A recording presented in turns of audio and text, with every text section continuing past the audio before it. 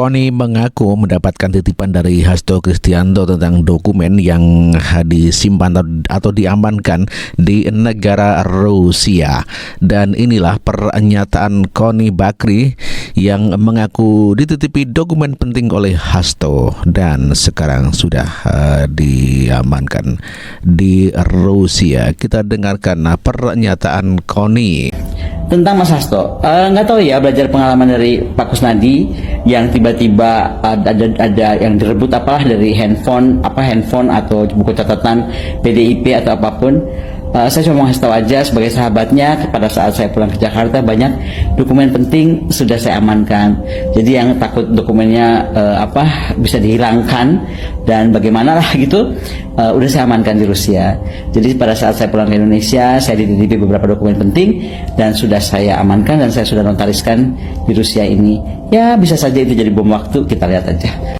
Demikian juga dengan Adiana Pitupulu terkait dokumen yang diamankan. Di mana menanggapi hal ini, kita dengarkan pernyataan Adiana Pitupulu terkait daripada dokumen Hasto Kristianto. Begini, kalau ketika buku partai yang diambil, ya artinya dia tidak sedang mencari tahu tentang apa yang dikerjakan oleh Sekjen sebagai Mas Hasto, tapi langkah partai dong. Boleh nggak kemudian kita berpikir seperti ya boleh, nggak ada penjelasannya. Itu loh, kenapa yang lo ambil buku ini? Itu loh. Ya artinya bahwa ketika tidak ada penjelasan kenapa itu yang diambil, boleh tidak kemudian orang menafsirkan bahwa ini ke sana, ini ke sana, ini ke sana, ya boleh-boleh saja. Tapi jauh ini dengan penyitaan buku itu agenda-agenda pilkada ini terganggu nggak, Pak? Ya kita kan gini ya. Dalam buku itu kan banyak yang dicatat dan itu kan langkah-langkah partai. Kemudian arahan-arahan ketua umum terkait pilkada, harusnya kan itu cukup kita saja yang tahu. Bahwa kemudian ketika ada orang lain tahu dan menggunakan informasi itu untuk kemudian mengantisipasi langkah-langkah taktik strategi kita, boleh nggak kita kemudian menjadi waspada? Ya menurut gua harus waspada. Apalagi kayak misalnya yang kemarin yang di media hari ini dibilang yang siapa yang ditangkap kemarin tuh, yang Baguna ya? Korupsinya kapan, masuk partainya kapan, apanya kapan, kemudian dia keluar dari partai, apa segala macam. Lalu KPK bilang tadi akan mengusut aliran dananya ke PDI Perjuangan. Ini tambah lucu-lucuan gitu loh.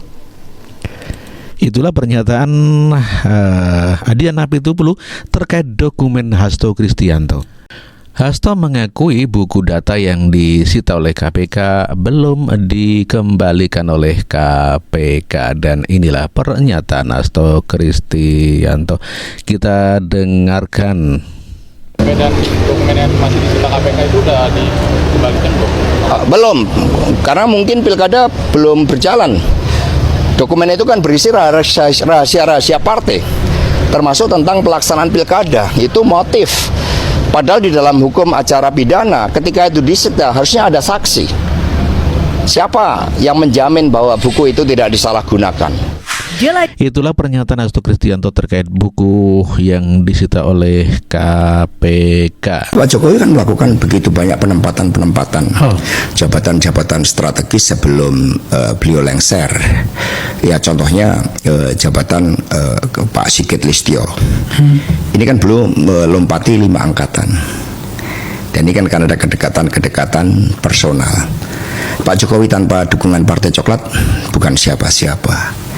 Tapi justru instrumen kekuasaan itulah yang kemudian dimainkan. Dan kemudian kan terjadi keanehan. Gerakan para seniman, budayawan, para akademisi ini kan ternyata tidak mampu menembus tembok-tembok ambisi kekuasaan dari Pak Jokowi itu. Kalau urusan hukumnya kita serahkan pada penegak hukum, tapi ini alert buat kita semuanya bahwa kekuasaan itu punya kecenderungan korupsi. Ini harus disikat habis. Karena kalau kemudian kita penanganannya biasa-biasa saja, maka kita akan berkhianat pada yang disampaikan pada 98 waktu reformasi dulu. Agenda yang perlu kita sampaikan bahwa catatan yang disita juga itu adalah buku catatan pribadi terkait dengan agenda partai PDI Perjuangan, dan kami keberatan dalam hal ini karena itu merupakan agenda partai yang di dalam catatan tersebut yang ikut juga disita. Dan handphone yang disita 2 handphone milik Mas Hasto Kristianto dan 1 handphone milik Saudara Kusnadi dan juga ATM milik Saudara Kusnadi. Ada ATM milik pribadi. Dan semua ini tidak ada kaitannya dengan Saudara Harun Masiku. Perlu kita garis bawahi ya.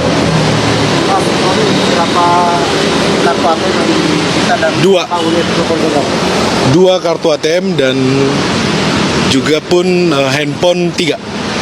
Ya. Kenapa? Ini yang bahayanya. Jangan main-main KPK ya.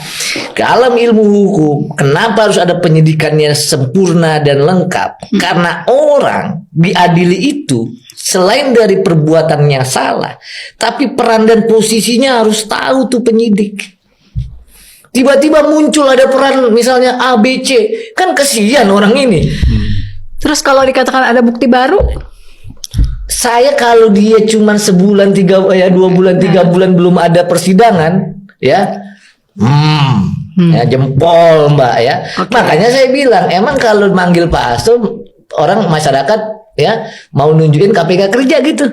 Kalau anak gaul deh, atau misalnya KPK serius ya, tanya sama KPK berapa biaya yang sudah dikeluarkan dalam proses hukum Harun Masiku itu berapa. Kalau dengar penjelasannya Prof, ngeri ini.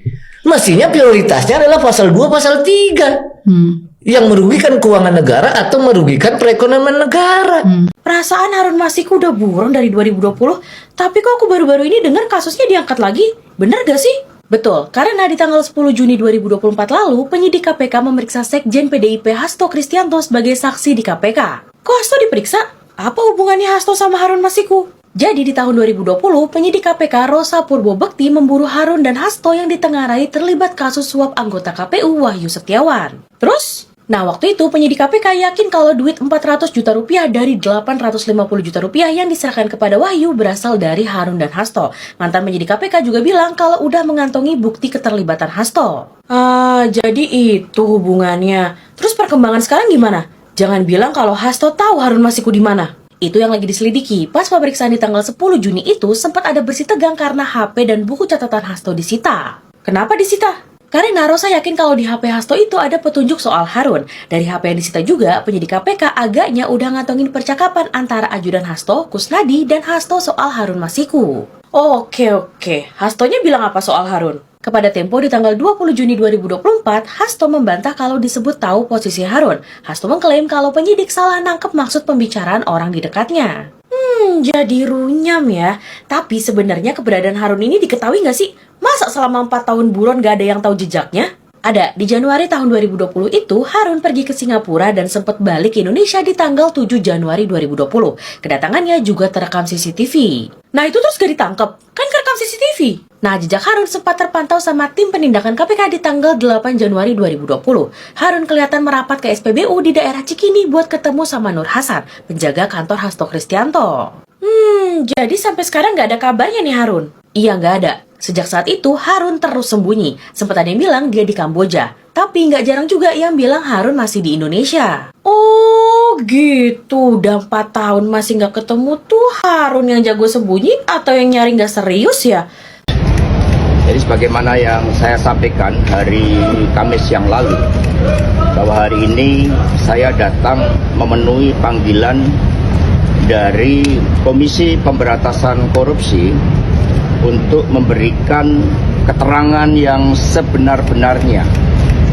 Pada saat itu dalam kapasitas saya sebagai sekretaris tim pemenangan Bapak Jokowi Kiai Haji Ma'ruf Amin pada tahun 2019, di mana menurut keterangan Saudara Adi Darmo yang saat itu menjadi kepala sekretariat kantor terkait dengan pengelolaan rumah aspirasi di Jalan Proklamasi.